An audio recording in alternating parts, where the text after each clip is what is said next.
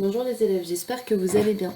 Dans cette vidéo, et suite à la visio qu'on a faite hier ensemble, je vais revenir sur certains exercices où vous deviez faire des calculs avec des fractions.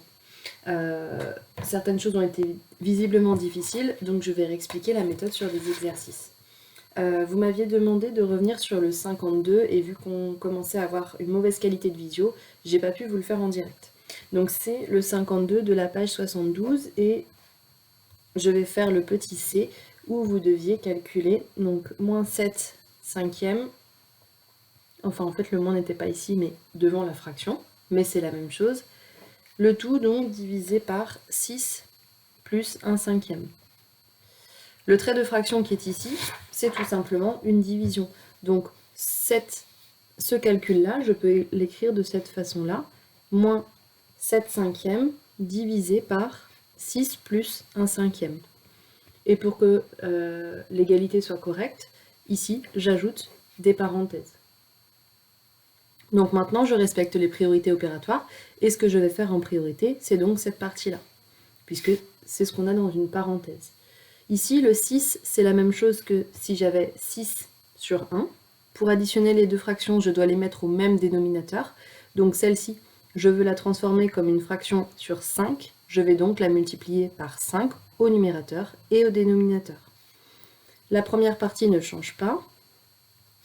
Et donc 6 fois 5 sur 1 fois 5 plus 1 cinquième, je continue, moins 7 cinquièmes divisé par 35e plus 1 cinquième. Là, je fais exprès de vraiment détailler. Vous, bien sûr, vous pouvez aller un petit peu plus vite sur ces étapes-là. Et donc ici, nous avons 31 cinquièmes. Ce que l'on a appris, c'est que diviser par une fraction, c'est la même chose que multiplier par son inverse. L'inverse de 31 cinquièmes, c'est 5 31e. La première partie ne change toujours pas.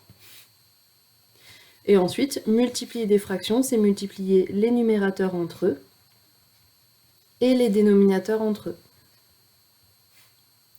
Comme on l'a appris aussi dans une vidéo précédente, comme j'ai 5 en haut et 5 en bas, en fait, je peux directement simplifier par 5, et il nous reste moins 7 sur 31.